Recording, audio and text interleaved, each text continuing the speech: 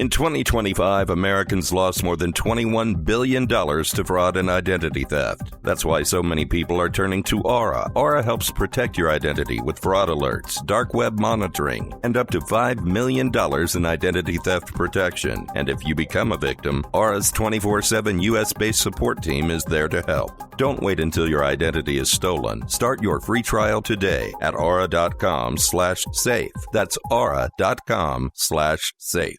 Welcome to the program. No Victocrats allowed because we've got a country to save. So let's get her teed up! You want to play rock? Say hello to my little friend! What the hell's going on out here? Ooh, that's a bingo. You can't succeed without teeth. 888-971-SAGE, 888-971-7243. I am Larry Elder. We are Salem News Channel. Exactly what is the end game of the rulers of Iran? We're going to take a deep dive on that. Socialism is on the rise in America, even as the libertarian president of Argentina proves what happens to rent and apartment availability when rent controls are removed and replaced with nothing.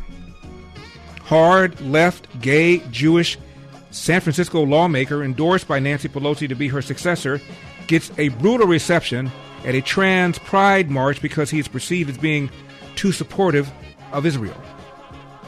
President Trump says Senator Chuck Schumer has become, quote, 100% Palestinian, close quote. A Florida poll taken by Representative Randy Fine shows his constituents view the rise of Islamification and Islamic rule their top concern. Supreme Court gives Trump a victory on firing deep state government officials, but rules against him on mail-in voting. Stock market closes today at a record high, and gas prices continue to fall. All of this and more. 888-971-7243. Dissent, of course, is welcome. I want you to meet Scott Weiner. Scott Weiner is a California state senator. Nancy Pelosi has endorsed him to succeed her. She's retiring. You name the brain-dead policy in this gay, San Francisco, Harvard-educated, pro-LGBTQ plus whatever guy supports it. He once supported rent control for those living with HIV. You name the brain-dead left-wing policy, this guy's in support of it. He even recently referred to Israel as having committed genocide, even though for a long time he denied that they were. So that's the pressure that he was under to call Israel genocide. Still, this is Mr. Scott Weiner at a gay pride march he's attended each year for the past 22 years since the first march in 2004. Apparently, times have changed. Scott, I think your legislation on trans issues and your legislation specifically protecting queers on the sex offender registry is fantastic. I really applaud you for that, and I think you deserve to be here for that. But I think your housing policy, and specifically your housing policy aligning with YIMBYs, and I think your policy on the genocide in Gaza, and I think your policy on the genocide in Gaza is terrible. I think you don't belong here. You do not belong here. He just kept walking, and they kept screaming. Again, the guy, to my knowledge, recently did say Israel was committing genocide. So he's caved on the issue. But apparently he didn't cave soon enough or loudly enough for these people.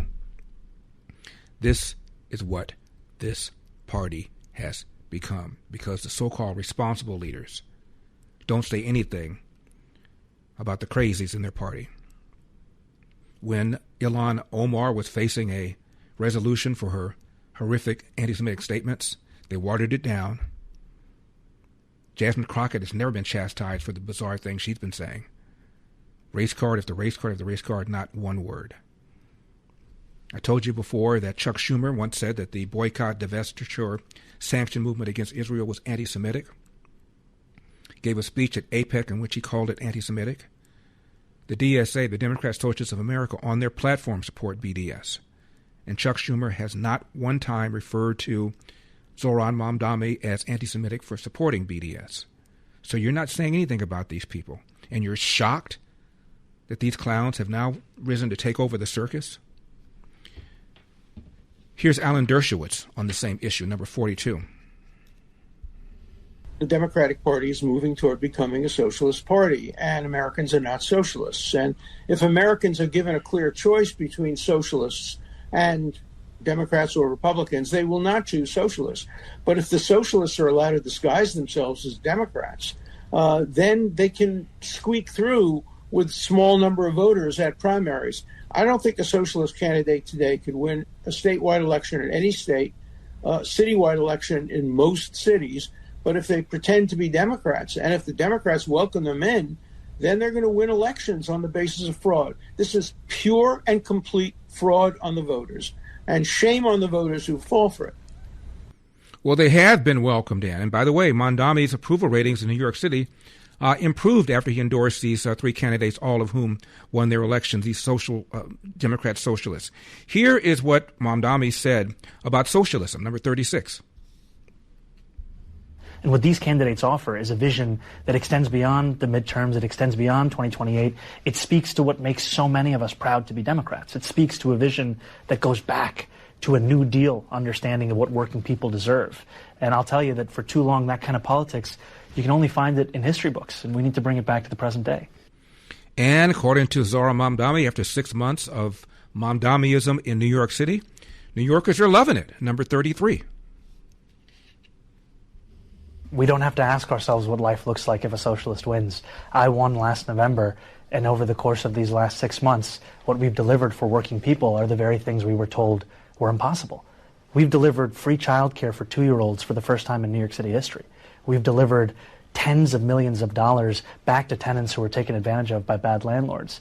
We've delivered 165,000 potholes being paved. And we've done all of these things while also delivering the lowest recorded crime in our city's history. That's what it looks like to have democratic socialism. And what you're seeing is that New Yorkers experienced this for 6 months and made the decision that they wanted to see more of it on the national stage as well. Here is the great Thomas Sowell on socialism, number 49. You have spent a lifetime, literally, using specific evidence to disprove bad economic policies. With all of the evidence about socialism, the failure of its economic model, not to mention its barbarism in the 20th century, are you surprised at its resurgence right here in the United States? A little bit, but unfortunately, neither our educational system nor the media encourage people to test ideas against facts. Socialism is a wonderful sounding idea. It's only as a reality that it's disastrous. You yourself, I mean, as a student, I understand, were kind of drawn towards socialist ideas. So you wrote a book on Marxism. I was a Marxist. Yeah. People still quote your book on Marxism as not wholly negative. In fact, you saw a lot of positive things about it. What turned you against that model? Facts. Before I was a Marxist, I was an empiricist, and I stayed an empiricist. And with the passing years, as I looked into more and more things, I saw the difference between reality and the rhetoric. Unfortunately, so many people today, including in the leading universities, don't pay much attention to evidence. Now, do you think the facts and the evidence about socialism will sink in before it turns into actual policies that are presented in the United States? I would hope so, but I really don't think so, because what is known already is sufficient. When you see people starving in Venezuela and fleeing into neighboring countries, and realize that this is a country that once had the world's largest oil reserves, you realize that they've ruined a very good prospect with ideas that sounded good but didn't turn out well. You know, the answer always is, when you point to examples of socialism that turns, at the very least, into horrible economic conditions, at worst into barbarism, they always say, well, that was a special instance. Venezuela has a very different culture than the United States. It could never happen here. How do you respond to that? Well, these specialists, in fact, I would say, looking at it in a worldwide perspective, these so-called exceptions are almost universal on every continent, among people of every race, color, creed, and whatever. What do you make of Alexandria Ocasio-Cortez? She has this growing movement, even among some people who historically haven't been particularly persuaded by the socialist meme. I mean, but there's something about her that seems to be very popular. Do you think it's going to continue, or will she fall flat? I don't know. Again, it depends upon whether people go by facts or by rhetoric. If they go by rhetoric, she's a rising star. And this is all going on, by the way, while we have a libertarian president of Argentina, Javier Milei. And he ran promising to deregulate much of the economy. And he got rid of all of their rent control and replaced it with nothing. More on this in a second. Have you ordered your copy of The Story of Everything yet? Well, it's now available through streaming, so you can watch it in your home or church or school. You know, if Charles Darwin were alive today, he'd be on an apology tour, going to every school, elementary through college, jokingly apologizing for his conviction that there was no intelligent design. The film suggests a thoughtful exploration of evolution and the growing scientific discussion around intelligent design, and presents physics, math, and biology in a visually compelling way. It also raises questions about whether the complexity we observe in nature is best explained by chance or by intelligent design. The truth is, The Story of Everything will leave you almost speechless, as it highlights the beauty and precision of the universe. It's a conversation that continues to engage scientists, educators, and curious minds around the world. For your copy, go to thestoryofeverything.film/Larry. Again, thestoryofeverything.film/Larry. Parents, the biggest question in education today is how artificial intelligence is shaping the way your student learns. Artificial intelligence is changing education faster than most schools are willing to admit, and many families are rightly concerned. At Patrick Henry College, the goal isn't to outsource thinking to machines. It's to train students to think for themselves. PHC emphasizes a Christian liberal arts education that develops reasoning, writing, speaking, and discernment skills no algorithm can replace. Students learn to engage technology wisely, understanding its capabilities, but also its danger and limitations, rather than becoming dependent on it. In a world increasingly shaped by AI, Patrick Henry College prepares students to lead with wisdom, conviction, and moral clarity. If you want a college that prepares your child to lead in an AI-driven world without losing his or her faith and values, I encourage you to learn more about Patrick Henry College. Visit phc.edu/elder. That's phc.edu/elder. 888-971-SAGE, 888-971-7243. I am Larry Elder. We are Salem News Channel. Several people have called and said no, Nancy Pelosi did not endorse Scott Weiner. She endorsed Connie Chang, his opponent. They'll be squaring off against each other in the fall. Right now, Weiner has a commanding lead, but of course that could change. So thank you for the correction. I appreciate that. Back to Mr. Mamdani.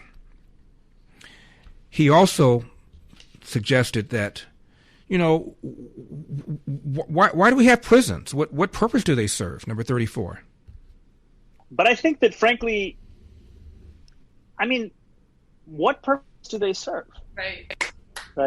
I think we have to ask ourselves that, which is that, you know, I think a lot of people who defend the carceral state, they defend the idea of it and the way it makes them feel. Tell that to Richard Pryor, number 35. At least I don't have to look at them anymore. I went to penitentiary. Gene Wilder, I did a movie. I went to, not me personally, I mean, I went to do a film in penitentiary. And I was up there 6 weeks, Arizona State Penitentiary. It was something. Oh, you're applauding for that? Arizona State Penitentiary, real popular.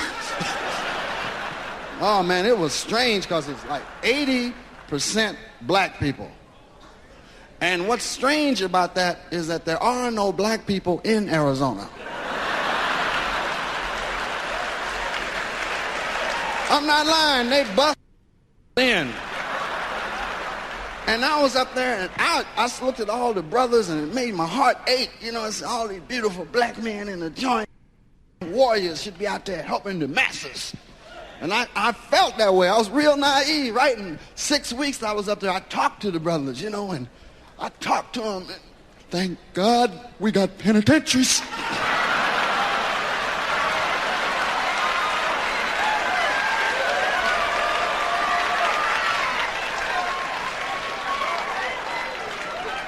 I asked them, I said, why did you kill everybody in the house? Because they was home.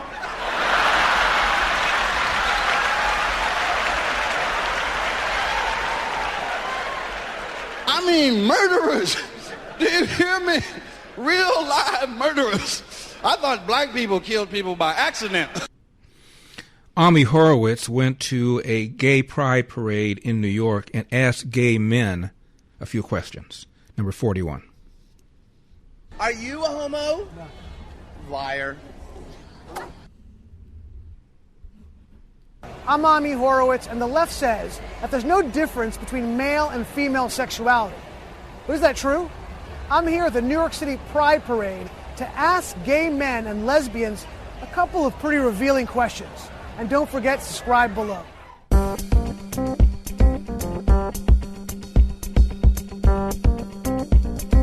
So, gay guys? We are gay. Okay. Nothing escapes me, man. I get the nuance. How many sexual partners would you say you've had in your life? Can I give a range? Yeah. Okay, I would say like between 100 and 150. Okay. Not that many. Oh, this is awkward. I love that question. That's so very honest. No, I lost count back in 2002. 75, 80. 50. I'd say probably. Yeah, I'd say around 50. 75. I'm gonna say approximately 100. 200. Maybe 200 at this point. You got 200? And I have 400. Probably in the 200s. How old are you? Say 26. Oh my God, I have no idea. I can't be on video saying that number. I'm not answering this one on camera. Okay, fine. It's hard to put a number on that. It's impossible to tell. I literally would be pulling a number out of the air. I have no idea. Okay. How old are you guys? Well, we have a lot. We'll say that. Yeah. We're 36, 35. Oh my God. Are you running away? I'm running away. Maybe 1,000. I've got over 1,000. Easily over 1,000. It sounds like a lot, but I'm 35, and if you count the number of days in a year and years that I've been sexually active, that's less than like 5 orgies a year, so... Oh, it's nothing. Yeah, it's nothing. Sex with like well over 1,000 dudes. I mean, I've had a lot of sex, a lot of anonymous sex. It's probably well over. It's probably 2,000? well over that. I mean, it might be closer to that. Yeah. 15, maybe 15,000. 1,000? People say male and females are exactly the same sexual behavior, and it's not true. No. I would say that if anything, it has nothing to do with sexual orientation. It has to do more gender. The male-to-male interaction is more transactional, right? So the numbers are more higher, right?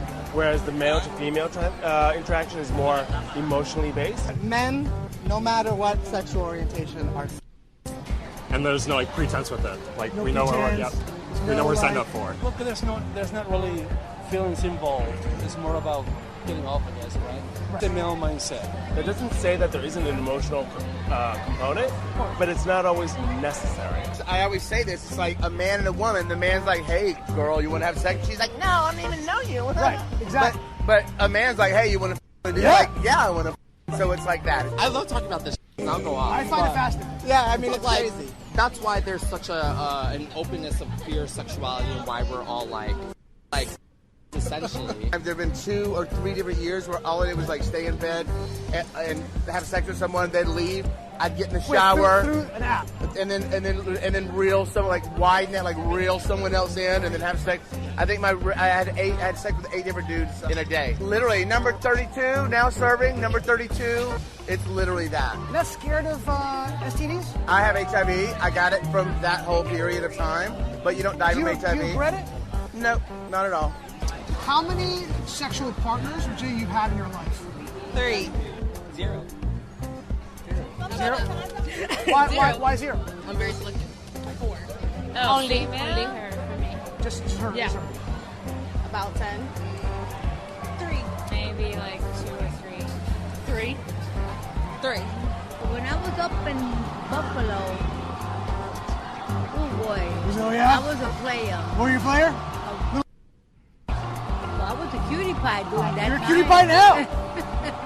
I had a lot of girls. Like take a guess what your number is. 15. Trying to make 16. What does the lesbian bring on the second date? U-Haul. What does the gay man bring on the second date? What second date? Nice. You don't need me.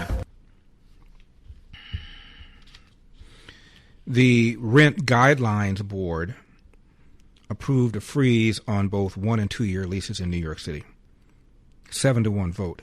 Mamdani appointed 6 of the members of the Rent Guideline Board, so he pretty much was able to put people in who would do this, and they've done it.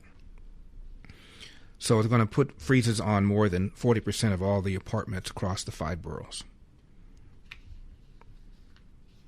That will affect about maybe 1 million people.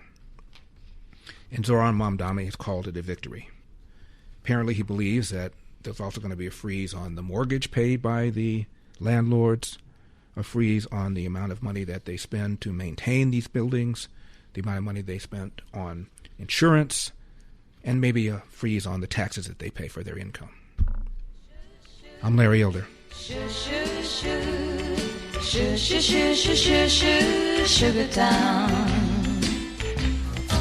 888-971-SAGE, 888-971-7243, Larry Elder, Salem News Channel. We continue our discussion about the Mamdani effect in the Democratic Party, his policies.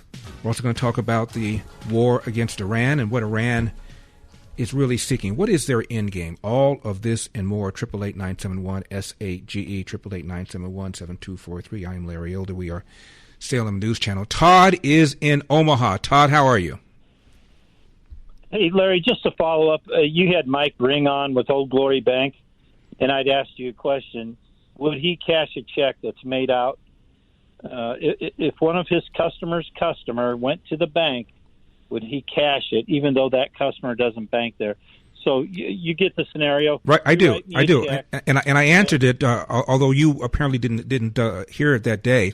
The answer is yes. All you have to do is have an account with Old Glory Bank. It's free to open one. Once you have an account, you can then cash a third-party check via the app. There's only one brick-and-mortar store. That's in Oklahoma. This is all online banking, but you can do it as long as you open up an account with Old Glory Bank. It's free. It'll take you about 8 minutes to do it. Yeah, well... And there'll be no fee. There'll be no fee. That's a way for them. That's a way for them to force you to become one of their members. Yeah. Well, again, there's no fee. There's no fee. It's not like you're paying anything. Well, it just takes 8 minutes. I understand. Mm-hmm. Yeah. Okay. Well, I mean, that's not. To well, me, well, Todd, they are in business. It is a for-profit bank. You know, it's not socialism. So, open an account with Old Glory Bank. They'll be happy to cash a third-party check. It doesn't cost anything to open up the account. All right. Thank you very much for the call. Appreciate it. Kathy is in El Segundo. Kathy, you're on the Larry Elder Show. Hi there, Larry. Hi, Kathy. Yeah, I would very much like to watch the movie The Story of Everything. But I'm 83, and a lot of the streaming things are a bit beyond the scope of my electronic intelligence. I got you. I'd like to buy a DVD. Are they available? No, you can't buy a DVD. It's available only online. You can buy a digital version, but that's not the same thing as obviously a DVD. Kathy, you have children. You have grandchildren, right? No, I do not. How about neighbors? High school math teacher. How about neighbors? You need a neighbor who's under the age of 10, and he or she will help you do it. Or a 3-year-old. There you go, Kathy. Come on.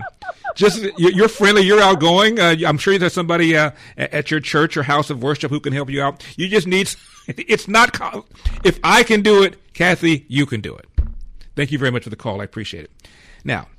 Getting back to Mamdani bragging about freezing the rents on 1 million New Yorkers as he promised to do. I don't think he's done free buses yet, but he was able to fulfill this campaign promise, at least to some degree, for now.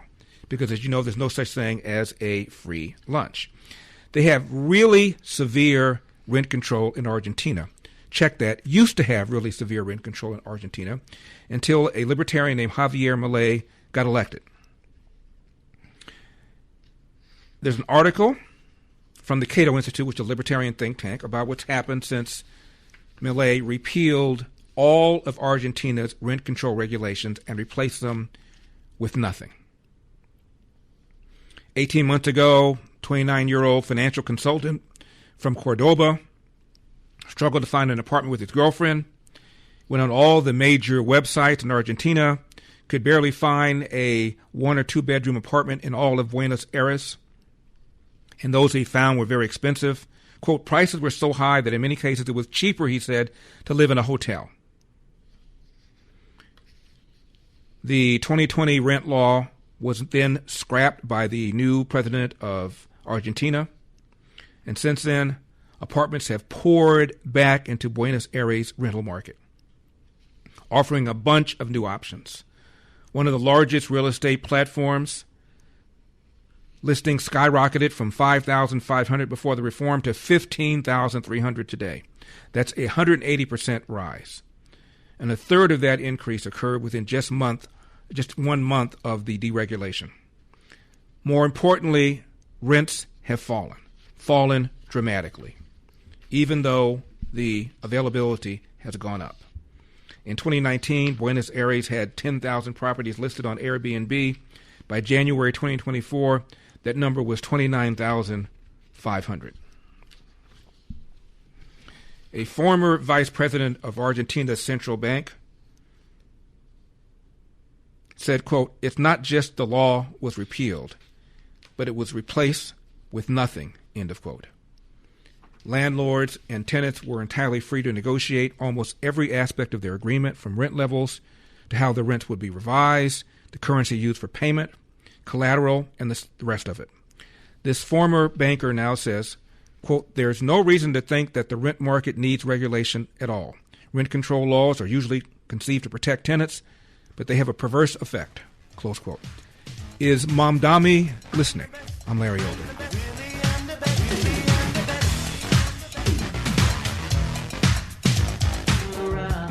Triple 8-971-SAGE, 888-971-7243. I am Larry Elder. We are Salem News Channel. This is a statement by the former president of Argentina's central bank after the deregulation maneuvers by the new president of Argentina, Javier Milei. Quote, there is no reason to think that the rent market needs regulation. Rent control laws are usually conceived to protect tenants, but owners already have an incentive to keep them, as changing tenants raises their transaction costs. End of quote. So how did it happen that there was an explosion of availability and the rents went down after the rent control laws were removed, but you have a mayor of the most important city, arguably in the world, imposing rent control, and you think it's not going to have any adverse consequences? Are you serious? Fred is in Upton. Fred, you're on the Larry Elder Show. Thank you so much for calling. Hey, Larry. Good afternoon. Good afternoon. I just wanted to point out that the red states, 8 of 10 red states, are totally dependent on blue states. And by definition, they're socialist states. You start talking about the agricultural states, biggest welfare programs in the world, in the country, are farm subsidies. Now, these farm subsidies and socialism and government ownership of farms are two different things. If you're arguing that we ought not have subsidies, I'm with you. I think they make things inefficient. But that's a far cry from saying that these farms are owned by government, Fred. I didn't say they're owned by the government. Well, you said they're dependent on socialism. Socialism is government ownership of means of production, so you're wrong. That's right. Well, if they are dependent upon the means that they will not survive without government intervention. They cannot turn a profit. They never have been able to. And one more time, Fred. If you're arguing that we ought not be subsidizing certain businesses and they should rise or fall on their own, I don't disagree with that. But that's a far cry from saying that they're owned by government. I didn't say they're owned by government. You keep saying that. You just now said that the red states are dependent upon blue state socialism. You said that when you started out. No. Okay, maybe I listen. Let's try this again. The red states are dependent on the blue states. That's a fact. Financially, red states have never turned a profit. Every time they send whatever money they send in annually, they get sometimes double and a half, 250%. Look, Fred. You're talking to somebody who doesn't believe that there ought to be virtually any kind of taxes or virtually any kind of regulations other than for force and fraud. So if you're arguing that these are inefficient, I'm not going to fight with you. But to say that they're government owned, which is what Mondami wants, which is what socialism is ridiculous. I didn't say you did say that. Let me say it this way then. The GDP of New York City is 1.35. The GDP of what? A year. Of New York City. It is larger than all of the red states except for Florida and Texas. Those red states are dependent on the taxpayers from New York City to take care of them. Without New York City, Los Angeles, San Francisco money, these red states go bankrupt. They are managed by Republicans who cannot turn a profit, and they never have been able to. The GDP of Los Angeles is close to what... The city of Los Angeles is bigger than every the city of Los Angeles is dependent upon blue states. No. I said the red states are dependent on the state of California. So in other words, the states that have the highest taxes, the highest regulations are the better states. We should be imposing higher taxes and more regulation. We had higher taxes and more regulations, we'd be better off. Right, because we have. Oh, that's ridiculous. That's ridiculous. Then we have to pay the red state bills. Then we have to pay the red state bills because they can't pay their own bills. So yes, we have higher taxes. Who's going to pay the red state bills? The red states can't pay their own bills. The money they send into the federal government, they get double and even 250. Okay, then let's change the law. Change the laws so that we don't have these kinds of regulations. But the idea that what you're suggesting is that the more taxes you pose, New York has very high taxes. California has very high taxes. So you're saying that that's the better model than a state with lower taxes and low regulation, right? What I'm saying is that's exactly what you're saying, Fritz. That's exactly what you're saying. No, you're saying red states have lower taxes and they're getting back tax money from blue states that have high taxes. So therefore, all states should have high taxes. So it'll be a fair playing field. Never said that. That's a logical extension of what you're saying, Fred. And we should just move on, my friend. Ridiculous. CEO Magazine every year rates the states that are the most business friendly and the states that are least business friendly. Guess which state is rated last almost every single year? California. Which state is rated best state in which to do business almost every year? Texas. California has twice the national average in terms of home prices. So how is that an effective model? California has the highest unemployment. How is that an effective model? California has the highest gas prices. How is that an effective model? California has the highest electricity prices of any state in the lower 48. How is that an effective model? How is that an effective model? More homeless than anywhere else. More poverty than anywhere else. How is that an effective model? I don't get it. 888-971-SAGE is the number. Now, let's talk about Hong Kong. The British took over Hong Kong at the end of World War II. And they managed it until it was given back to China several years ago. During that period of time, this rock that had no natural resources, the only natural resource it had was a very good harbor. That's it. In 1955, Milton Friedman visited there. Temporary dwellings were one-room cells in a multi-story building. People were dirt poor. But very little regulation, very low taxes, no minimum wage, no health care program. 1960, the average per capita income in Hong Kong was 28% that of Great Britain, 28%. By 1996, 36 years later, it had risen to 137% of that of Britain. It rose from a quarter to more than a third larger than Britain over that period of time. How did that happen? According to Mamdani and according to Fred from Upton, it couldn't happen that way because they didn't have enough taxes to make it happen, enough regulation to make it happen. I'm Larry Elder.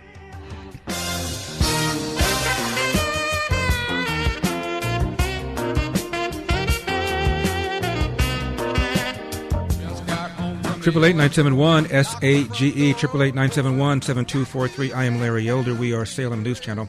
What exactly is the end game of Iran's rulers?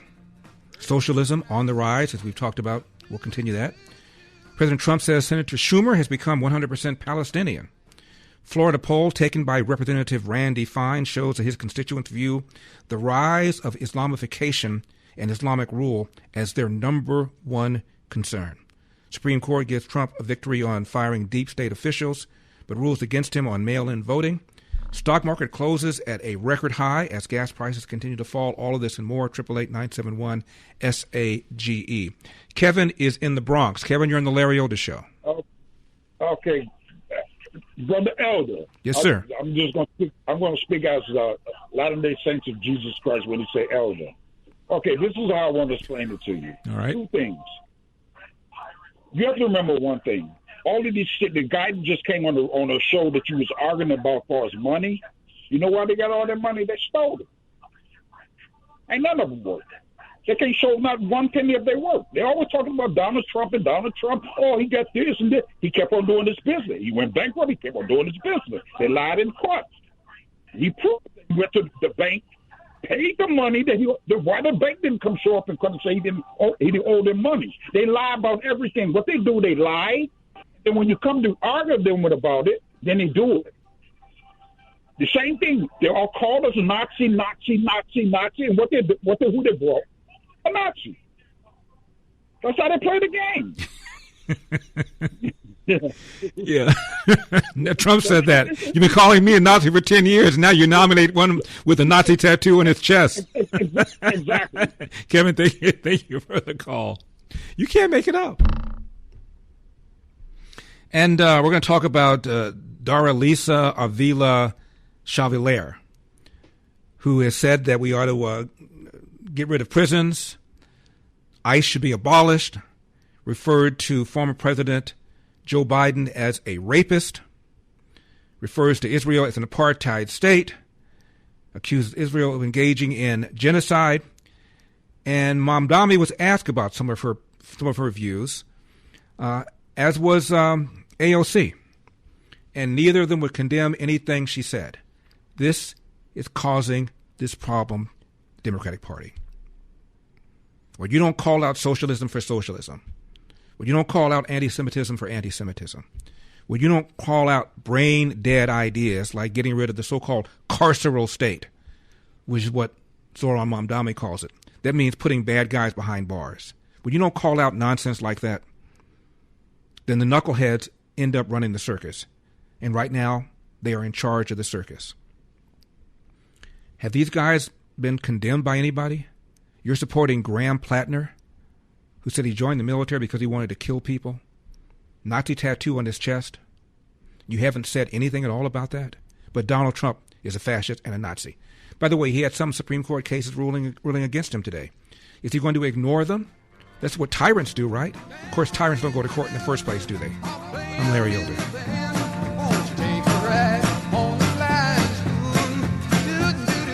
So let's get her teed up!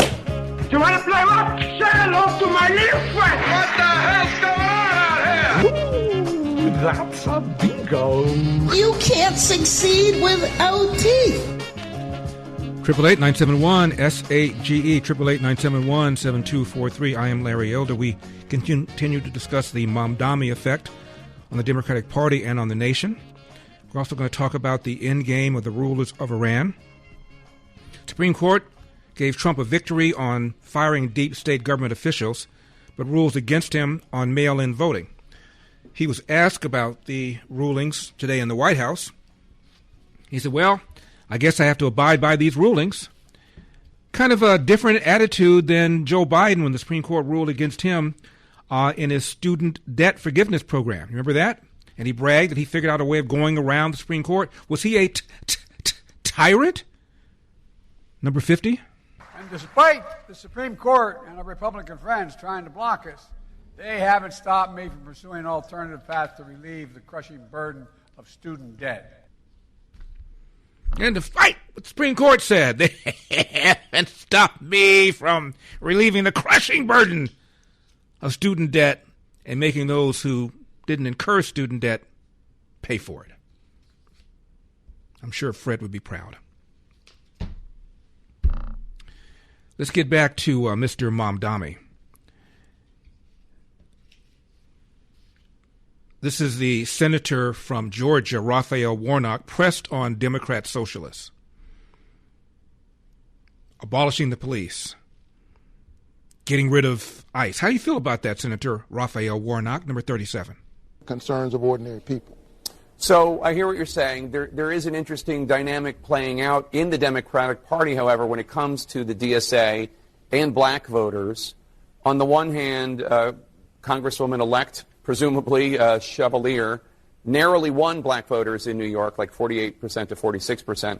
On the other hand, a lot of these positions of the DSA advocate for things that black voters in general don't support, like no borders, no police, no prisons.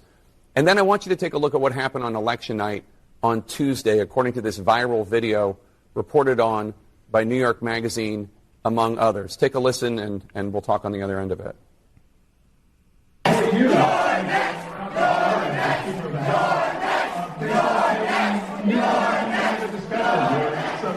So that's a bar full of largely white DSA activists chanting "You're next" as they watch an interview on the TV in this bar with Hakeem Jeffries, the potential first ever black Speaker of the House.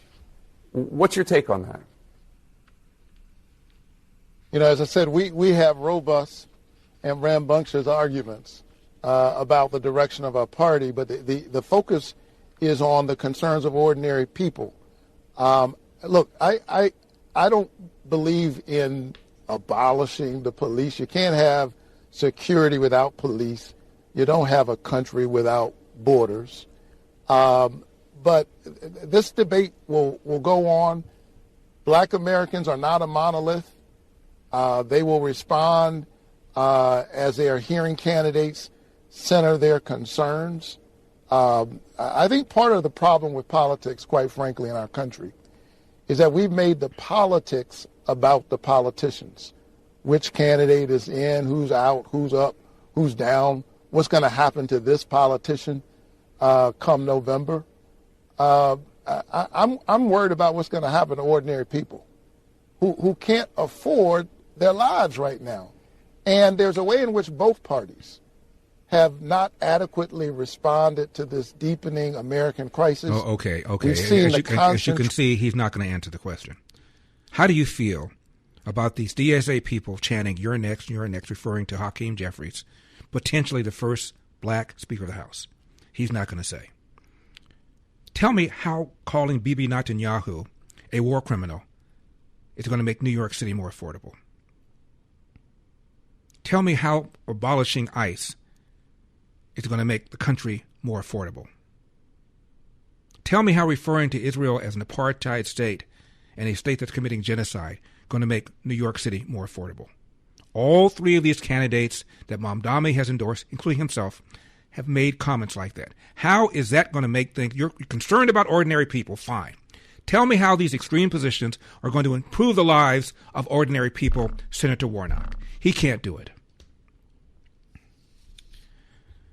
And this is Mamdani responding to some of the hideous things that Doralisa Avila Chevalier has said. Same thing. Well, I'm concerned about her compassion for ordinary people.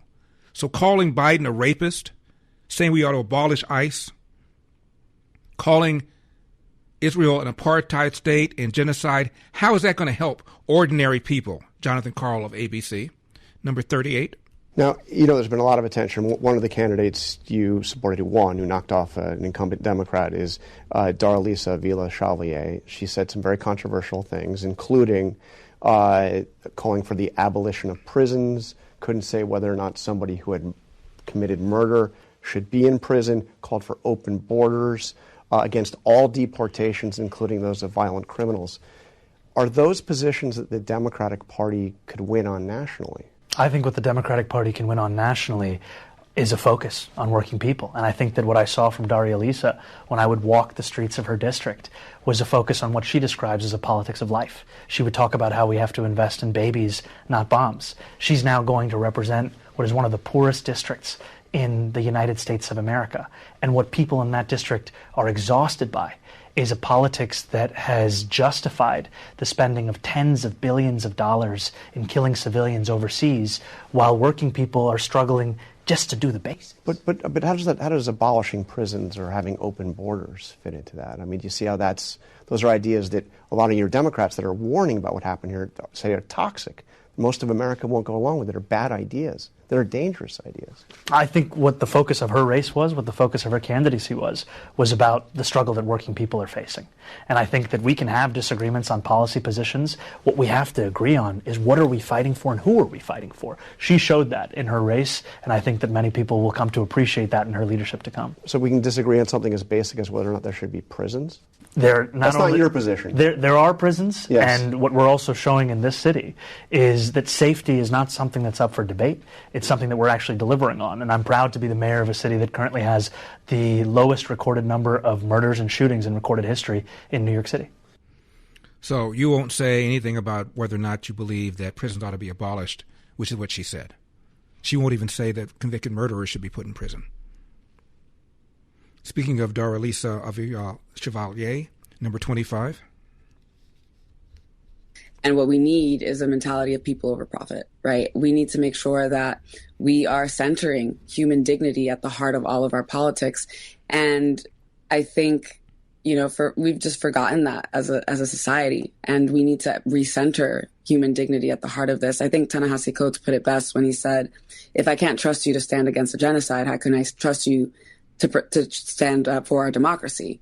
And I think for so many people, that understanding has resonated, right? To know that we have people who can look at something as horrific as what's happening in Gaza and call it what it is, call it a genocide, and that you can trust them with other things. If you can trust them to understand the importance of human dignity and human life in a context like Israel-Palestine, then I can trust you, for example, on issues like healthcare. I can trust you on issues of dignity in the workplace. I can trust you on issues about, reproductive justice.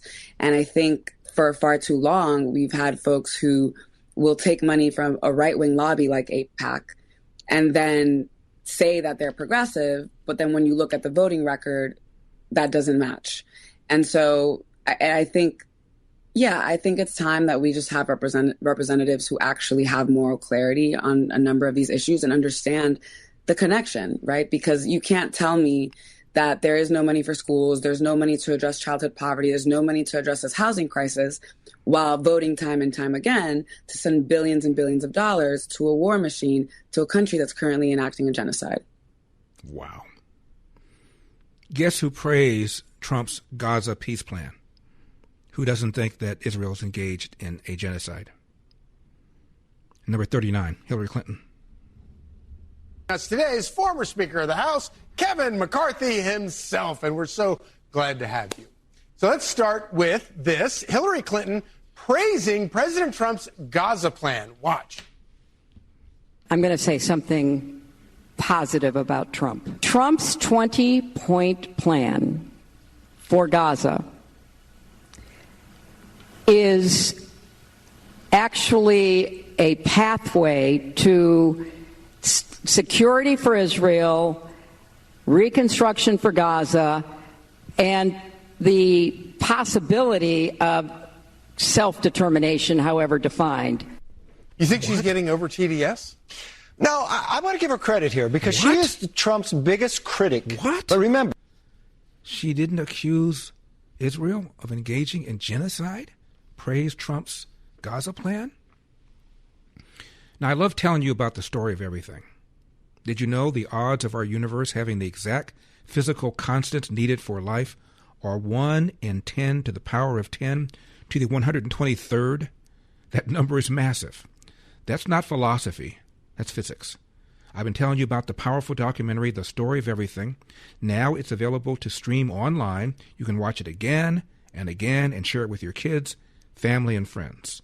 This remarkable film dives deep into the mathematics of fine-tuning, the information code buried in DNA, and the extraordinary engineering inside every living cell. Featuring Dr. Stephen Meyer and other respected scientists, the film asks and answers a profound question. Does the evidence point to design? TheStoryOfEverything.film/Larry. That's TheStoryOfEverything.film/Larry. 888-971-SAGE, 888-971-7243. I am Larry Elder. We are Salem News Channel. The people who accuse Israel of being an apartheid state are ignorant about what an apartheid state looks like. Accusing Israel of genocide are ignorant as to what genocide really is. It's ridiculous, it's absurd, but it's increasingly become the mantra of the left. Here's what James Carville said, number 16. When you say Israel should not exist, then I'm gone. You left the house with me. That there's a whole difference between not liking a regime or a government and denying that some people have a right to exist. And I think we should draw a very clear line there. You think? And this is Hakeem Jeffries on CNBC being asked about some of the things that Daralisa Avila Chevalier has said about police, prisons, borders. Number 21. Republicans are trying to destroy right now. I remember last time you were on and you said almost the same thing that you just said, and we all nod. And I know it takes time from the interview and everything, but it doesn't really answer the question that Andrew said. We all agree with what you just said, but it totally shifted from what we're talking about, is whether when the Democratic Party includes someone in that tent that believes these things, I don't think any of those things are going to solve what you just talked about or an answer to any of our problems that you delineate so eloquently. They were saying, you're next. About Hakeem Jeffries, you're next, you're next, you're next. You can't think this is a positive development in New York politics, can you? And they'll just, Dems will be Dems or something like that. I don't see how you can say that. You need to reject those things. I think. First of all, I've clearly rejected those things. That's number one. Number two, and my record speaks for itself. This is not a Dems will be Dems situation. Donald Trump is the president of the United States of America right now. Are you kidding me?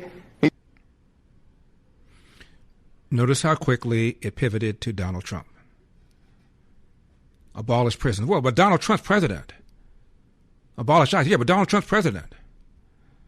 Israel's committing apartheid. Israel's committing genocide. Israel apartheid. Say, yeah, but Donald Trump's president. You don't call this stuff out. You get more clowns. They get more powerful, and they end up running the circus. This is Hakeem Jeffries on gas prices, which are going down. Number 20.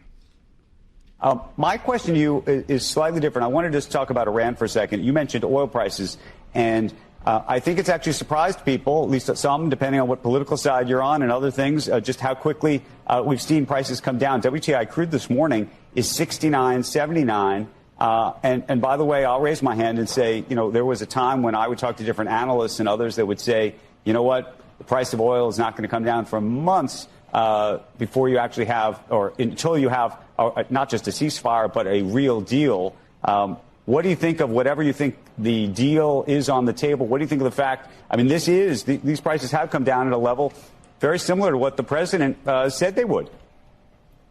Well, first of all, the price of oil should have never skyrocketed to begin with. That's number one. Number two, perhaps even more importantly, prior to this reckless and costly war of choice being launched by Donald Trump, the price of gasoline was $2.98. Right now, it is $4.20. That's the average price. Right now, as of today. It was under $4.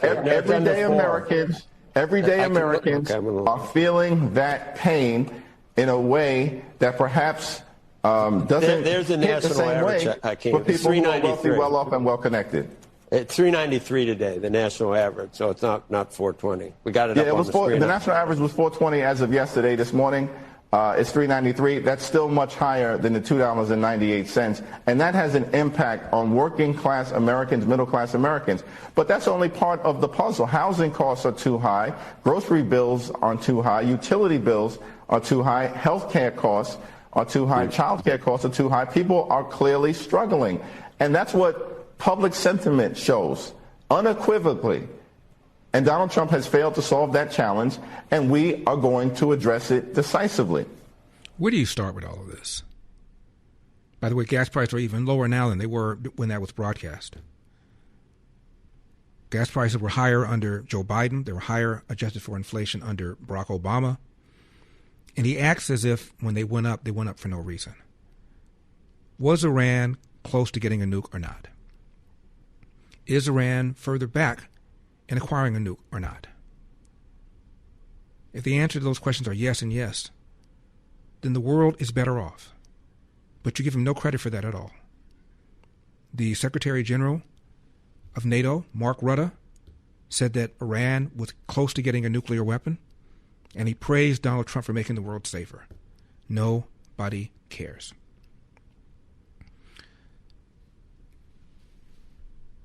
Tell me something. How is Medicare for all going to bring down the cost of health care over time? It inevitably leads to rationing, lower quality, lines. But here's Bernie Sanders, number 15.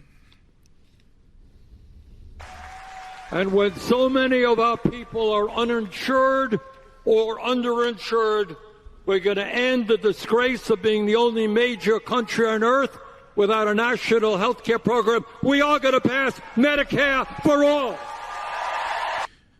Now, I'm old enough to remember after Obamacare got passed, I thought this problem was solved. Going to bend the cost down, save the average family of four $2,500 in premiums every year. Keep your doctor if you like your doctor. Keep your plan if you like your plan. And now all of a sudden, we need health care for all. Medicare for all. What happened to Obamacare? Are you saying that failed? Apparently. This party has gone absolutely nuts. Number 28. The New York Times reported, and I have the quote right here, I'll get to it. She is against, passed off all her views. She has attacked interracial relationships in the American flag. Lady, I ain't in the same party as you. I'm sorry. I just not. And I actually do think it's time for Democrats to talk the S word, schism. I really do. Everybody's always said, no, we're a coalition, we're a big tent. And there's just some that I can't be in the same tent with. And we talk about what Madame was 3 for 3 last night in Manhattan. They call it the Commie Corridor. Fine. Jason Crow's service PAC, vote vets, 10 for 11. You wouldn't know Jason Crow exists. Okay, no, you wouldn't. You wouldn't know. You wouldn't know how Bill Sandberg exists. You wouldn't know. I want to be very specific. I understand the free press for being here because if they nominated David Duke or something like that, we'd be the same way. I understand all that. To the extent I understand the Times, because they are the New York Times, so they have to cover. They are the hometown newspaper. But the idea that we must neglect everything else that's going on, And when did the word prophet become a 4-letter word? Explain that to me. I'm Larry Elder.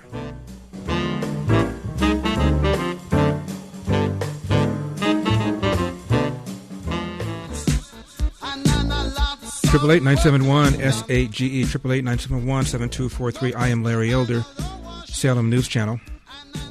As I mentioned, Supreme Court ruled in favor of Trump on a couple of issues, against him on others. Here's what the president said about this. Birthright citizenship is next. What are your thoughts? Birthright citizenship, what are your thoughts? And will you accept it if it rules against you? Well, I guess I have to accept it's the Supreme Court, so I'll accept. I think it's very bad for our nation. We're the only nation that does it. No other nation does that birthright citizenship. No, not even close. Some did it, they ended it. It's tremendously destructive. It's extremely costly. I don't know, it's up to them. But in terms of for the good of the country, it would be great if they didn't allow it. It would be great, but I can't tell you. The slaughter case was the big case today. That was really a big case because it gave strength to presidents and strength to the presidency. A very important case. It's been going on for almost 100 years. Think of that. And this was the ruling that really topped everything by a lot today. Yeah, made it easier to fire executive members of the employees of the executive branch. That's what he was talking about. Spoken like a dictator. Spoken like a tyrant. Speaking of whom, number 50. And despite the Supreme Court and our Republican friends trying to block us, they haven't stopped me from pursuing an alternative path to relieve the crushing burden of student debt. Jason is in Pittsburgh. Jason, you're on the Larry Elder Show. Thank you for calling. Hey, Larry, how are you? I'm well. How are you? I'm doing all right. Hey, big fan, been listening to you for a long time now. Now, as far as you were talking about the BDS movement a little bit ago, and as far as I can see, the uptick in its popularity might have something to do with Israel killing 70,000 Gazans, killing a record number of reporters and journalists in Gaza. Lies. Where'd you get your number? Yeah. Where'd you get your number of 70,000? That's a quick Google. Even Hamas said 30,000, and it didn't make a distinction between fighters and civilians. Even Hamas said 30,000, not 70,000. No. Yes. Israel Yes. on January 30th, 2025, confirmed that 70,000 is the appropriate number, at least. As I said before, even Hamas put the number at 30,000. But it doesn't really matter. No, The bottom line is what happened in Gaza had to do with what happened on October the 7th. You think Israel just went in there and killed a bunch of people in Gaza just because they wanted to? They were provoked. They were attacked. No, that's 30,000 Hamas fighters, not the 70,000 almost all civilians that were killed. Jason, I'm getting a headache. Can we queue up Coleman Hughes on the Joe Rogan show? Because Joe Rogan said the same thing you just now said, Jason. And you need to hear a thoughtful, informed, intelligent answer to disabuse you of your ignorance the way Joe Rogan was disabused of his ignorance. This is very tough, brutal street combat. Let's hear it. When you're killing 30,000 innocent civilians in response to something that killed 1,200 innocent civilians, and you're continuing to bomb an area into oblivion, which is what it looks like when you're looking at Gaza, there's many people that have made the argument that that is at least the steps of genocide or a form of genocide. You're destroying thousands and thousands of people's homes and killing them. So when you say 30,000 civilians, it's not 30,000 civilians that have been killed, though. How many thousands have been killed? So according to Gaza Health Ministry, which is run by Hamas, the number they have is 32,000, but they don't distinguish between Hamas and civilians. How many members of Hamas are there? 40,000, something like that. I don't think the number is known, but it's tens of thousands. So Hamas says 32,000 people have been killed, civilians and soldiers. Israel says 13,000 soldiers have been killed by Israel. So if you let's not doubt either number. They could both be inflated. But if both of those numbers are accurate, which they may or may not be, that would be 13,000 soldiers killed, 19,000 civilians killed, which for urban combat in the Middle East is a very normal ratio. I see what you're saying if you wanted to look at it cold and objectively. Yeah.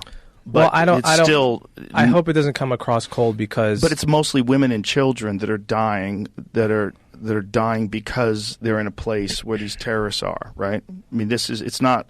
Because the terrorists on purpose embed themselves with the civilian population, which is a war crime.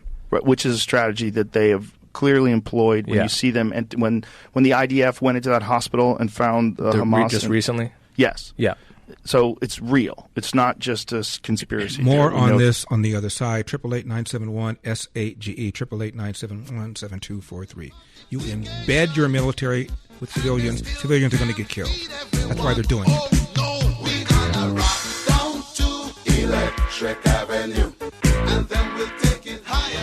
888-971-SAGE, 888-971-7243. I am Larry Elder. We are Salem News Channel. Now, you already know groceries aren't getting any cheaper, so let me help you save money somewhere else. Right now, when you switch to Sage Wireless, I pay your first month phone bill. Now, that's right. 100% free with promo code SAGE100. Keep your phone, keep your number, get a new one, or even add a second line. You'll get reliable coverage on AT&T's same towers, just at a far more affordable price. And a portion of every bill helps support food for the poor. It's on me. Go to Sage Wireless and use code SAGE100 at checkout. SageWireless.com, SageWireless.com, code SAGE100 at checkout. Now again, the $70,000 figure offered by Jason makes no distinction between fighters and civilians, A. B, the reason the civilian casualties are as high as they are, even though they're low compared to our ratio of civilians killed per combatant in Afghanistan and in Iraq, the reason it's as high as it is because Hamas intentionally puts military installations under schools, under mosques, under hospitals, under daycare centers to get the civilian casualties, so people like Jason will then go, oh, they're killing a lot of civilians. Yeah, because the enemy wants them to, so that boneheads then say, oh, Israel's engaging in genocide. Israel's slaughtering civilians. It's perfect if you're ignorant. Here's more of the conversation between Coleman Hughes and Joe Rogan. Clearly employed when you see them, and when the IDF went into that hospital and found Hamas. Just recently? Yes. Yeah. So it's real. It's not just a conspiracy theory. We know that that's real. Because, and I know Kurt would probably say I'm doing the tragedy of war thing, but it's actually a legitimate point in every single war, even the just ones. There are war crimes by berserk soldiers, by the good guys. Yeah. That doesn't mean it's genocide, and that doesn't mean it's not a just war. And I think that the fundamental difference between Israel and Hamas is Israeli society, however imperfectly, is not going to celebrate the monsters on their own side when they're really found to be monsters.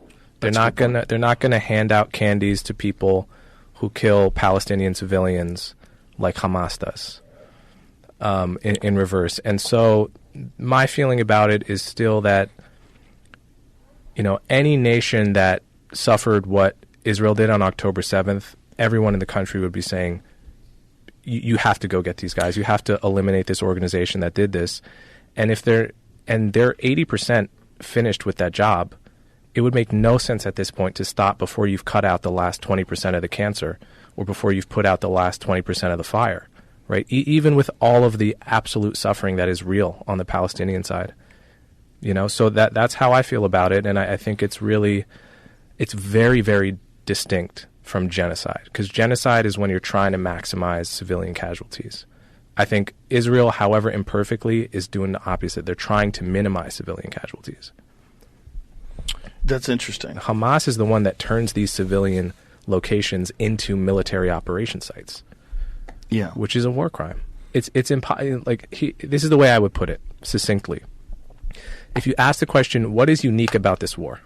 What is different about this war than all other wars? It's not the civilian death toll. The ratio of combatants to civilians is, I think it's better than the American armies was when we got ISIS out of Mosul. That was like 10,000 civilians dead to kill 4,000 ISIS. This is 19,000 civilians dead to kill 13,000. What's unique about this war, unlike every other war that I could think of, is you have an army in Hamas that has perfected the art of embedding itself and meshing itself with civilians so that you cannot hit them without hitting the people around them. Other armies have done this, but none have perfected it to the extent that Hamas has. No army that I know of in military history has had 15 years to build 300 miles of tunnel underneath a city that they don't use to shelter the civilians, but they use to shelter themselves so that they can operate right under a kindergarten, right under a mosque. So this is a challenge no army has faced. And so that's what makes this war different. And yes, I agree with all of the absolute tragedy and suffering of the Palestinian people, but it's what creates that is the way Hamas fights. Can we live in a world where we allow that to be an acceptable strategy? I don't think so. And it's very ugly to watch. It's heartbreaking, and I completely understand why people don't think the way I think when they see the videos. I completely get it. But I don't think we can actually live in a world where that's allowed to be a strategy. I appreciate your perspective. Yeah. I see what you're saying. Yeah. You clearly know more about it than I do. Chuck Schumer used to condemn BDS as anti-Semitic. It is embraced by the Democrat Socialists of America, one of whom, of course, is the mayor of Mamdani. Now, Schumer did not support Mamdani, but didn't accuse him of being anti-Semitic for embracing BDS. Here's what Trump said about Senator Schumer, number 44. Jeffries in Schumer's backyard. You told me in October that Schumer was gonzo and that Mamdani was the leader of the party. The last night's results affirmed that assessment. And well, Schumer's lost his way. He's become essentially a Palestinian. I think it's the greatest transformation of a political position I've ever seen. Chuck Schumer, who was a strong supporter of Israel, and he's become 100% Palestinian. In fact, I've asked for a beautiful, beautiful silk outfit to be sent in the Palestinian tradition. I'm going to send it to him as a birthday present. Now, it's the greatest transformation of a political ideology I've ever seen. Chuck Schumer is Jewish, and he was a strong supporter of Israel. Not that strong, because he led the Obama, even though he was supposed to. We'll come back when I talk to you about Schumer's poll numbers among his party falling fast. So you have a bunch of people, Chevalier, the other two people that Mamdani endorsed, Mamdani himself, referring to Israel as apartheid, referring to Israel as having committed genocide, and Schumer in his own city hasn't said anything other than withholding his support for Mamdani. He did meet with him. After meeting with him, did not condemn his support for BDS as anti-Semitic, which he's done in the past. 888-971-SAGE. What is the ultimate goal of the Iranian rulers? We'll talk about that later on in the show as well. Stick around. I'm Larry Elder.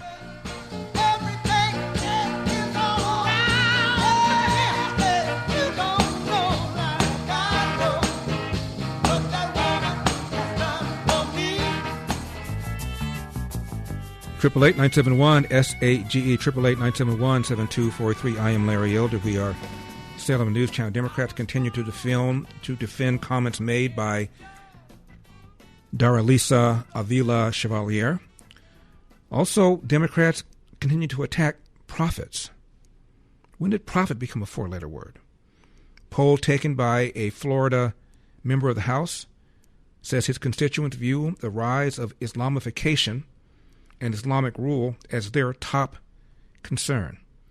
Speaking of which, what exactly is the end game of the rulers of Iran? All of this and more, 888-971-SAGE, 888-971-7243, Salem News Channel. Raymond is in Cherry Hill, New Jersey. Raymond, you're on the Larry Elder Show. Hi, Larry. I just want to let you know I took my family to the Great American State Fair that Donald Trump put together and organized. What a joke. Dan is in Invergrove Heights, Minnesota. Dan, you're on the Larry Elder Show.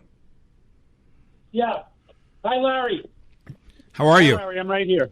Yeah, I'm good. How are you? Excellent, thanks. Yeah, I'm calling because the Supreme Court decision about the mail-in ballots. Right.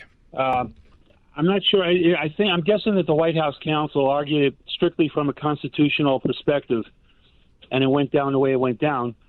But my concern is these postage meters, they can be backdated even today. Mm-hmm. Sure, it's illegal, but it can still be done. And according to Grok, there's 500,000 to 1 million of them. in the United States, used by businesses and other entities. No question, it's a real problem, which is why that a commission that Jimmy Carter and James Baker served on said mail-in voting was the easiest way to commit fraud. They didn't say it should be outlawed. They recommended a whole bunch of other measures to make sure that the integrity was there. But Donald Trump lost that one and allows this Mississippi law to stand that allows the ballots to be collected up to 5 days past Election Day if they are stamped on Election Day. So Trump lost that, and you heard him say, I guess I have to stand by it. I'm not gonna ignore it. Number 51, play it again. Birthright citizenship is next. What are your thoughts? Birthright citizenship. What are your thoughts, and will you accept it if it rules against you? Well, I guess I have to accept it's the Supreme Court, so I'll accept. I think it's very bad for our nation. We're the only nation that does it. No other nation does that birthright citizenship. No, not even close. Some did it, they ended it. It's tremendously destructive. It's extremely costly. I don't know, it's up to them. But in terms of for the good of the country, it would be great if... Chuck Schumer's poll numbers continue to fall. You're next. 888-971-SAGE. Do not leave town.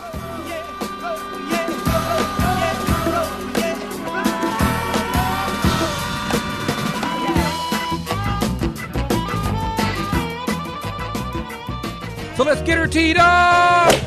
You want to play rock? Say hello to my little friend! What the hell's going on out here?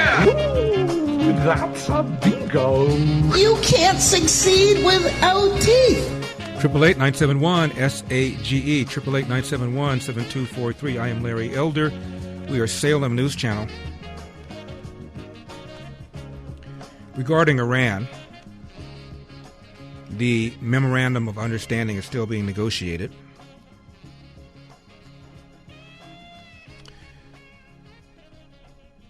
According to the Iranian government, 12er Shia Islam is the official state religion of the Islamic Republic of Iran. They believe in the Mahdi, the hidden 12th Imam, will return in times of cataclysmic chaos to bring justice and peace to the world. Iran's supreme leader is therefore acting on behalf of the Mahdi with direct control over the IRGC, the Islamic Revolutionary Guard Corps.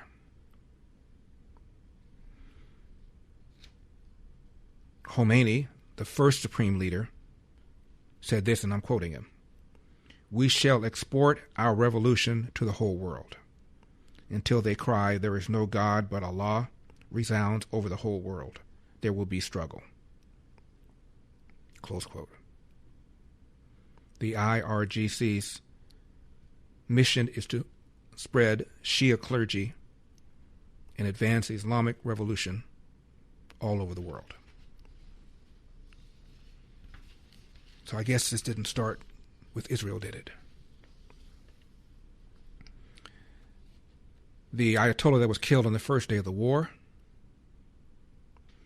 one of his representatives said to the IRGC, and I'm quoting, "This is one of the tools for paving the way for the emergence of the Imam of the age." Another says the IRGC's, quote, "last responsibility is to prepare the world for the emergence of the Imam of the age," close quote. Let me read you statements by two former Iranian presidents. This is President Rafsanjani, who served from 1989 to 1997. He said this in 2001. "The use of even one nuclear bomb inside Israel will destroy everything. However, it will only harm the Islamic world. It is not irrational to contemplate such an eventuality," close quote. President Ahmadinejad in 2005 said this, quote, "Our dear Imam," referring to Khomeini, "ordered that this Jerusalem-occupying regime in Israel must be erased from the page of time. That was a very wise sentiment," close quote.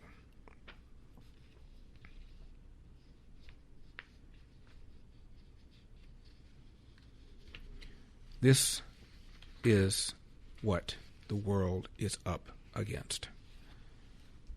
Robert Spencer of the Middle East Forum, an expert on Islam, speaks fluent Arabic, has written extensively about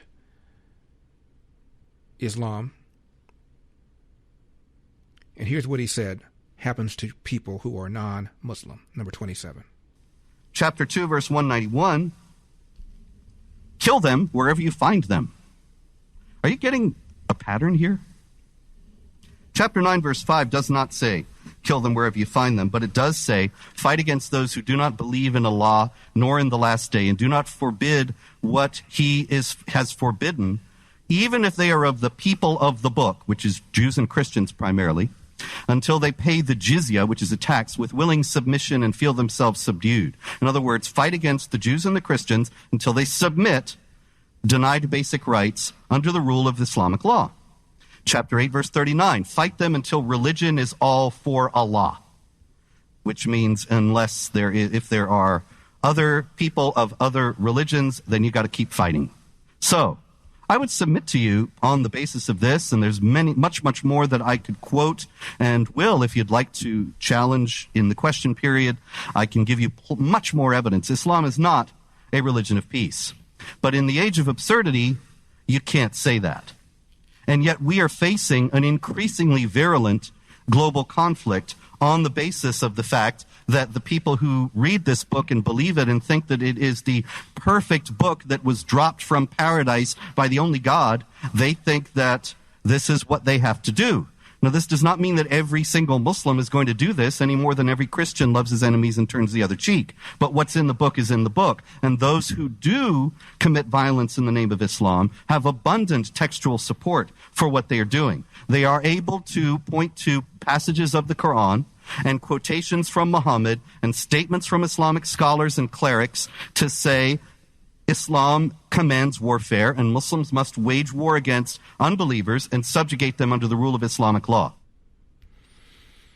Poll commissioned by Representative Fine in Florida, and he said he had to demand that his pollster include the poll because it's not even asked. He said the number one concern was Islamification and Islamic rule. These are constituents in his district in Florida.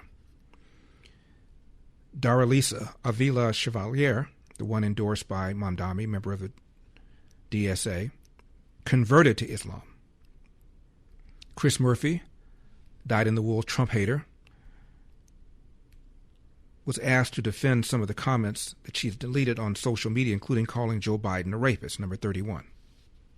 Clear, Senator, that was an attack ad from a fellow Democrat. You've talked about this bigger tent. If you're saying the Democratic Party needs a bigger tent, does that include someone who called a former Democratic president of the United States a rapist? Yeah, well, I mean, I'm not super familiar with that race. All I'm saying is that this party has to have a real contest of ideas. And I just don't think that our defense of incrementalism has worked. So I don't mind a contest of ideas. And I just don't know that we have had it to the extent that voters have been satisfied. Listen, it's no secret. I don't think our defense of incrementalism is working. What does that even mean?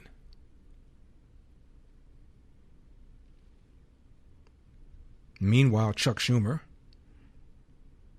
his numbers are declining rapidly. He may even not run again. AOC may challenge him. Hard to say. Number 45.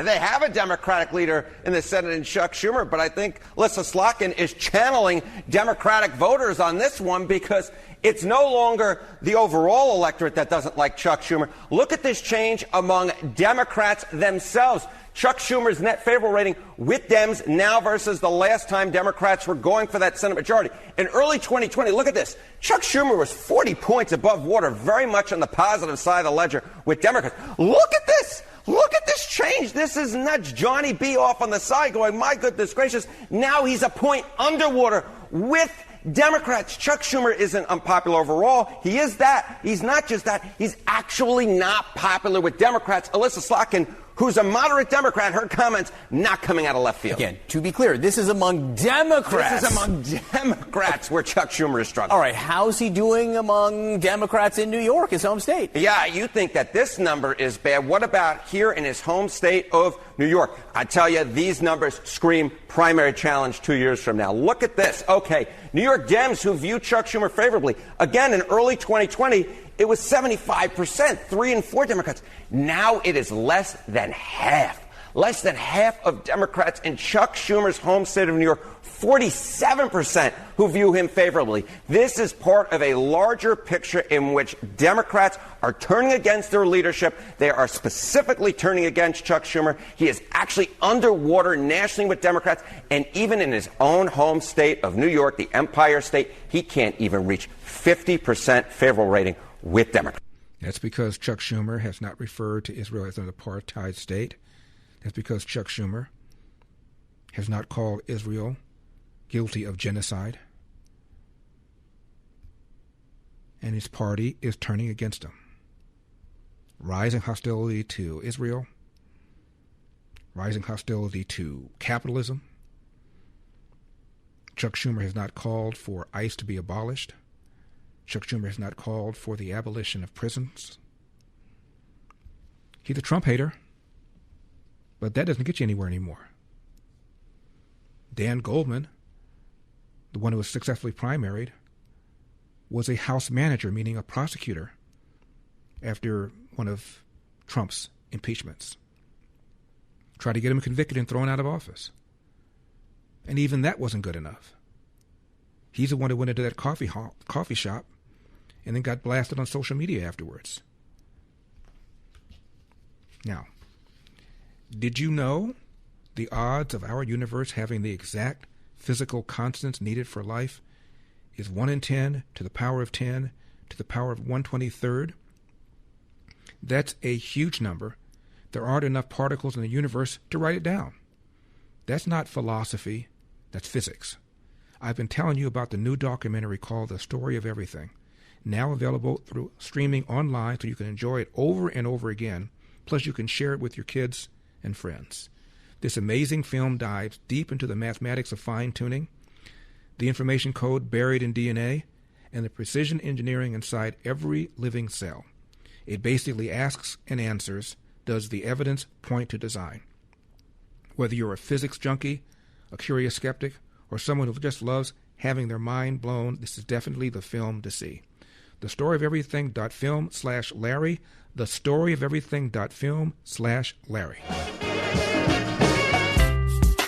888-971 SAGE 888-971-7243 Larry Elder, Salem News Channel. So I'm watching one of these cable channels.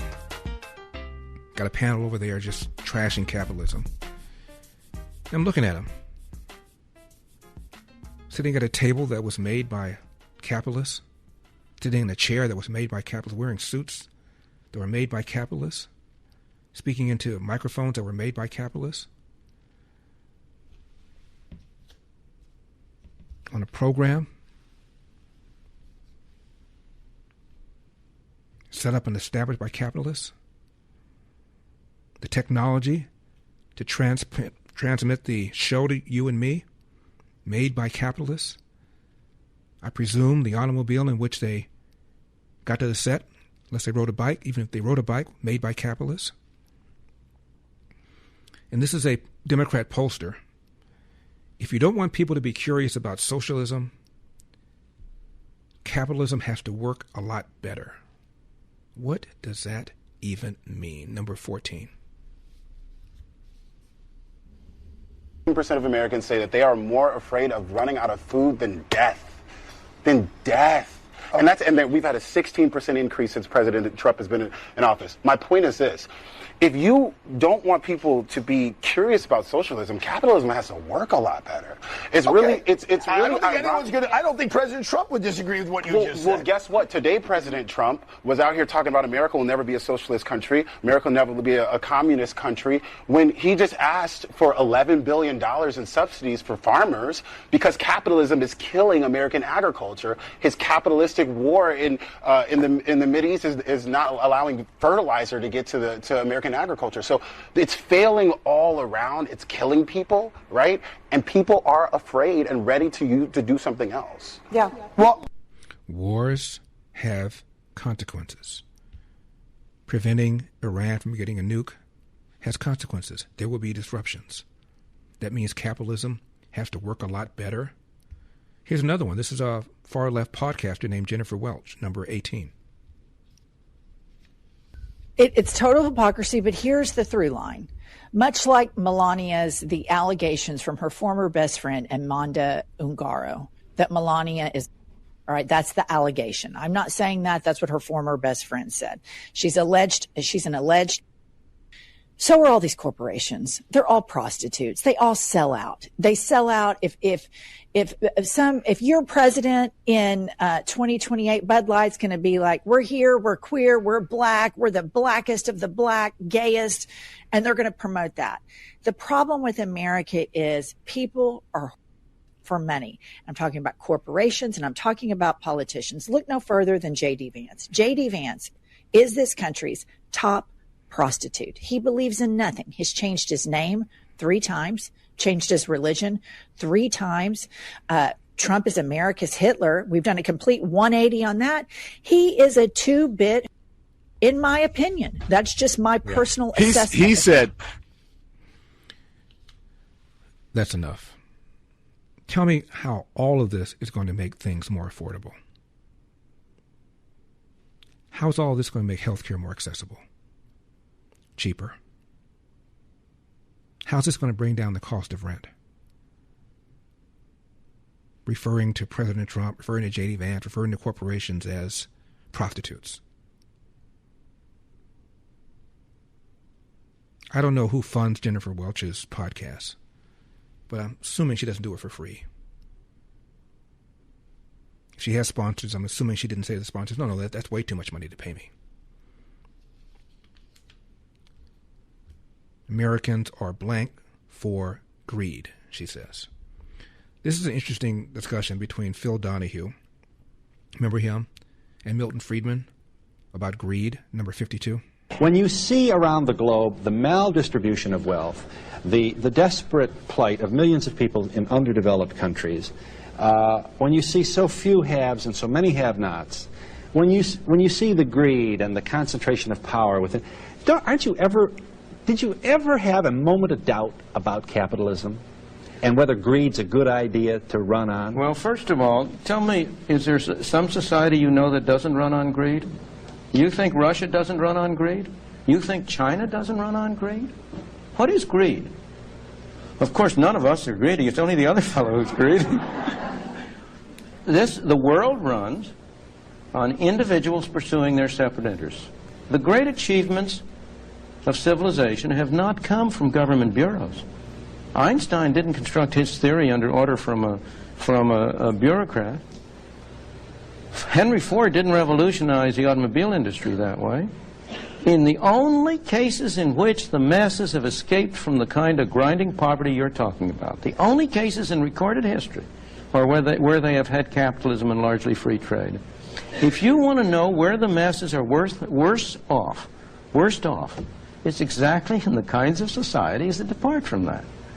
So that the record of history is absolutely crystal clear that there is no alternative way so far discovered of improving the lot of the ordinary people that can hold a candle to the productive activities that are unleashed by a free enterprise system. But it seems to reward not virtue as much as ability to manipulate the system. And what does reward virtue? You think a communist commissar rewards virtue? You think a Hitler rewards virtue? You think, excuse me, if you'll pardon me, do you think American presidents reward virtue? Do they choose their appointees on the basis of the virtue of the people appointed or on the basis of their political clout? Is it really true that political self-interest is nobler somehow than economic self-interest? You know, I think you're taking a lot of things for granted. And just tell me where in the world you find these angels who are going to organize society for us. Well, I don't even trust you to do that. I wonder how many of my viewers and listeners have stock in Apple, either directly or indirectly, 401ks. CEO of Apple has a fiduciary obligation to maximize shareholder equity in a legal way, but not according to the woman with an economics degree named AOC, who suggested that Apple should be broken up because they recently raised the price on iPads and Macs because of a chip shortage. Number 26. Apple is attributing their price increases to the chip supply and the data centers. Yep. Do you think the CHIPS Act that Congress passed has done enough to help consumers on this topic? I mean, here's the thing is that, I would say that the CHIPS Act was passed before we saw this huge development in AI. And so the CHIPS Act was really passed before data centers were a thing. So it wasn't designed to anticipate the huge amount of supply that these centers are sucking up. And RAM? You have no opinion on them raising the prices on consumers?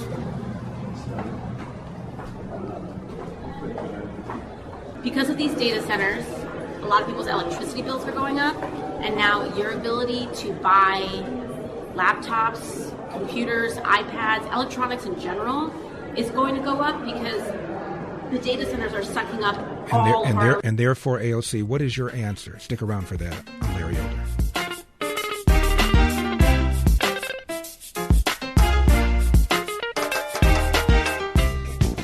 Triple 8-971 SAGE 888-971-7243. I am Larry Elder, Salem News Channel.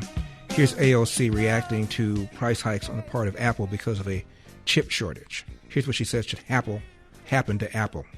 General is going to go up because the data centers are sucking up all of our own industrial supply. And so, we're paying in a lot of ways. We are subsidizing the development of a lot of these pieces of these AI data centers.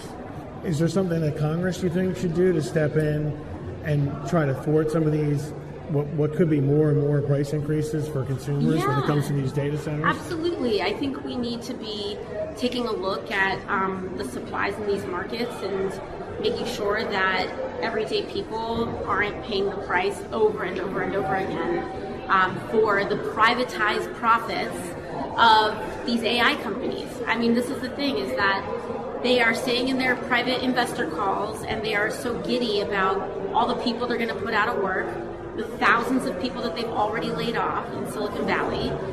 They're not only cutting out people's jobs right now, they're also jacking up the price that you're paying on your electric bill and now on your laptops. So there has to be some action and agreement that we can come to so that everyday people's lives are not being made impossible by this stuff. The problem that we have is that these big companies, they think they are governments. They want to be governments. They want to have totally unchecked power, and I believe that we need to pursue antitrust. We need to break up a lot of these companies that are far, far too big, and we also need to be instituting consumer protection. So every brain-dead thing she said just now has been said by lawmakers here in California. And one more time. High cost of living in California. Home prices twice that of the national average. If their ideas are so wonderful, why is that? Their ideas are so wonderful, why are gas prices the highest in all 50 states, including Hawaii? Their ideas are so wonderful, why are electricity prices higher than any other state in the lower 48? Why? People leave California, number one reason, can't afford the price of a home.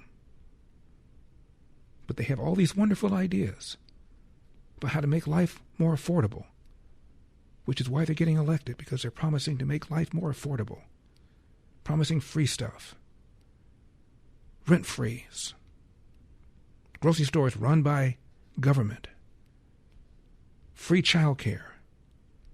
Why then are people leaving California? Democrats have supermajorities in both chambers of our state legislature, the Assembly and the Senate. Supermajorities. Republicans need not even show up for work. They can pass whatever brain-dead bill they want, and often do. Elon Musk is now an enemy, not because he's a trillionaire, but because he's a trillionaire who has said positive things about Trump and worked with the administration. AOC says that he has gutted Medicare and Social Security to pay for his own tax cuts. What? Number 47.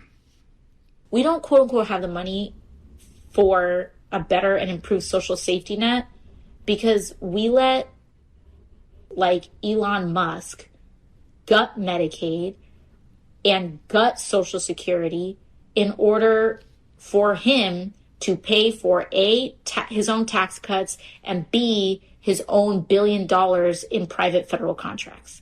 This guy takes billions and billions of your tax dollars, of your public funds.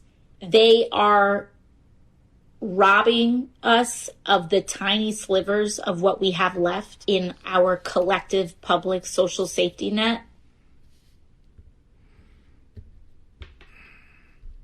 How many different ways can you say brain dead? To pay for his tax cuts. So when your taxes are reduced, you are supposed to pay for your having paid less in taxes. The idea of cutting spending, the idea of doing major reform on the so-called entitlements programs never would occur to these people. California doesn't have a revenue problem, spending problem.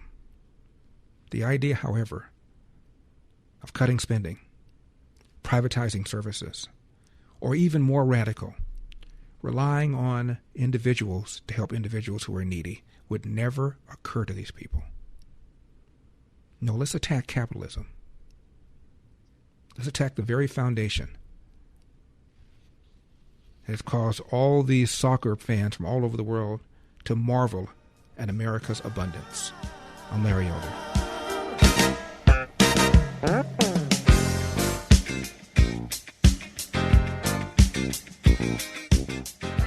888-971-SAGE, 888-971-7243. I am Larry Elder. We are Salem News Channel. You already know groceries aren't getting any cheaper. So let me help you save money somewhere else. Right now, when you switch to Sage Wireless, I pay your first month phone bill. That's right. 100% free with promo code SAGE100. Keep your phone, keep your number, get a new one, even add a second line. You'll get reliable coverage on AT&T. Same towers, just at a more affordable price. And get this, a portion of every bill helps support Food for the Poor. It's on me. Go to Sage Wireless and use code SAGE100 at checkout. That's code SAGE100 at checkout. SageWireless.com, SageWireless.com. Republican Representative Randy Fine of Florida, member of the House, asked his pollster to include a question. He said, quote, I had to fight with my pollster because no one ever asked about the rise of radical Islam in America, and I wanted to place it in my survey.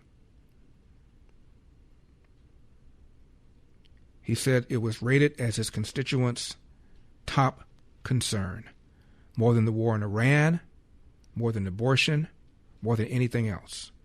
The rise of Islamification and Islamic rule. Fine co-founded the Sharia Free America Caucus. He said, and I'm quoting him, we see the rape gangs uncovered in the UK, killing your daughter because she dishonored the family. We don't want that to come to America. Close quote. Recent report from the UK noted that at least 250,000 Christian white girls in the UK have been raped. In the 21st century, 83% of whom have been victims of Islamic rape gangs.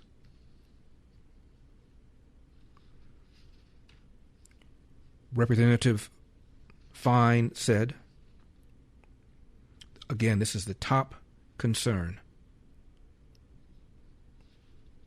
Representative Keith Shelf of Texas, of the Sharia Free America Caucus I mentioned earlier, said, quote, "Our efforts will continue. We continue to grow slowly. We have a planning session soon to outline what we think we can encourage governors to do, things we recommend to governors and states to ask for their help because they can do more than most of us in most cases," end of quote. Rahm Emanuel, who was Barack Obama's chief of staff and former mayor of Chicago, and some think will run for president, gave a warning to Democrats about these radicals. Number 12. Now, what I find interesting is, you know this, I've spent my life turning red districts to blue. What the socialist wing has decided to do is turn blue districts to cobalt blue. And that doesn't make Hakeem Jeffries the speaker the way in 2006 we made Nancy Pelosi the speaker. Second, if you go look at strategically, you know, if you look at the IRA and you look at the ACA, it was 2 Democratic senators in both pieces of legislation who came from red states. The way you create a majority either in the legislative body or win the presidency is moving red areas to blue, not blue areas to cobalt blue or to midnight blue. And that's all that happens. Take a look in Omaha. We've lost 3 times with the most progressive candidate. We finally got a person like Denise Powell, and we're in a position to finally flip a seat. That's how you build a majority. And if you also look presidentially, 7 states, 500,000 voters across those states, Caitlin, have decided the last 3 presidents. None of those states, Georgia, North Carolina, Arizona, Nevada, the industrial Wisconsin, Michigan, or Pennsylvania, they're not electing socialists. Polls show that Democrats are far less likely to say they are proud of their country. Here's John Fetterman on this, number 17. What I'm saying is, like, being patriotic now is becoming, partisan right now. You look at the kinds of polls right now. I think 18% of Democrats were intensely proud to be American or proud of the country, and that's truly absurd. You don't have to agree with everyone that's in the White House or some other things. I will always remain intensely proud of our nation and where we are. We are the good guys, in the fight. It's not Iran, it's not Hamas, it's not Hezbollah or these other kinds of countries too. So for me, it's very, very sad. Now, even just being patriotic now has become a partisan thing. Bad guys are people like billionaire Elon Musk, according to Graham Plattner, the one with the Nazi tattoo on his chest, number 32. I refuse to believe that the reason that people I know who work 3 jobs are struggling is because they're lazy. They're not. They work 3 jobs.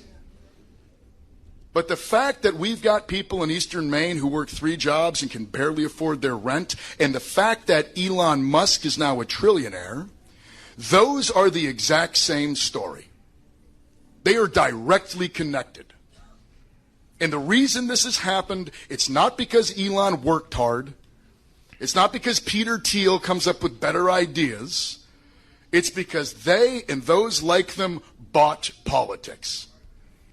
For decades, they have paid off establishment politicians to change the rules on their behalf. And we're all down here working even harder because now the folks I know that stern and plow and do wreaths, they also pick up shifts at Home Depot or Walmart. That clam digger, his kid's going to go to college, but they're going to go with a lifetime of debt now. Now, they didn't stop working hard, but the rules got changed. They got changed on us. And now, The world that we live in, the one in which we watch our friends and our neighbors struggle day in and day out, this world's not organic. It isn't natural. It didn't have to be this way. We live in the outcome of policy. Unbelievable. So Elon Musk became a trillionaire because he bought politics? Tell that to Tom Steyer, who spent $500 million trying to buy the presidency and buy the governorship in California, ended up with a big fat bagel. 888-971-SAGE.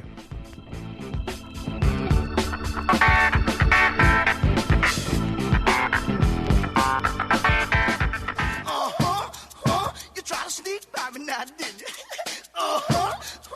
Now give me what you promised me. Give it here, come on.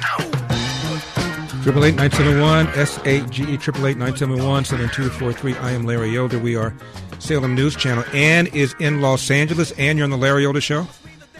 Larry, thank you so much. We love everything about you, everything you say, everything you think. And as far as all the complaints about Elon Musk, AOC, how come she's not complaining about George and Alex Soros giving the left millions and millions of money? And as far as Elon Musk is concerned, he's not responsible for the death of millions of people in the world. United Nations and EU and all the billions of money that they misused helping Hamas, they're the ones that are responsible. The American citizen is the most generous citizen in the world, and they have been taken for a ride where their money is misused against them. Absolutely. Can you imagine if we did something about the real fraud that apparently only Republicans are concerned about? Here's Dr. Oz on healthcare fraud, number 10. That was a nurse. She made $1 million a patient. $1 million a patient selling what are called skin substitutes. These are the size of my thumbnail, pieces of skin that used appropriately could be helpful, but $1 million a patient? And she ran up massive amounts of invoices. She had a Bulgari necklace, really wonderful, but not for us, not the American people. And that's the kind of fraud that angers the president. It's why he created the anti-fraud task force. Why Vice President Pence gets animated by these issues. Colin McDonald, who runs the Department of Justice element that's focused on fraud. All these folks, Andrew Ferguson, they've all gotten together, every part of government possible, and said, no more. No mas. We're not going to tolerate this. The American people don't want it anymore, but I'm particularly focused on this issue because I know they're stealing your health. They're stealing your beneficiary number. They're lying about benefits that they claim you're getting that you're not. When you actually need the help, that's not there for you. Look at hospice care. Hospice is a beautiful program when done right. 1/3 of all hospice in the entire country is in Los Angeles. In one city, not California, LA. That's impossible. You have to literally be looking the other way on purpose, ignoring the reality. And when you sign someone up wrongly for hospice, you take their insurance away in order to get those benefits. People die because of that. Now, support for photo voter ID, off the chain, independents, blacks, whites. Chris Murphy, the Trump-hating senator from Connecticut, was asked, if you just have a stand-alone voter ID bill, would you support it? Number 30. One of the elements of the SAVE Act requires voters to show ID. If there was a vote that came to the floor that just required voters to show photo ID, would you support it? Well, I mean, it depends on what it looks like in Connecticut. We have safe and secure elections. This whole idea behind the SAVE Act is trying to push a mythology that our elections aren't secure, are rigged. That's not true. The problem with the SAVE Act wouldn't answer the question. Wonder why. Let's do this tomorrow. God bless. Be on time. I'll be here. What can I say? Mamba out. The mic has been dropped. All across America. That's enough. Put down the mic. The Larry Elder Show.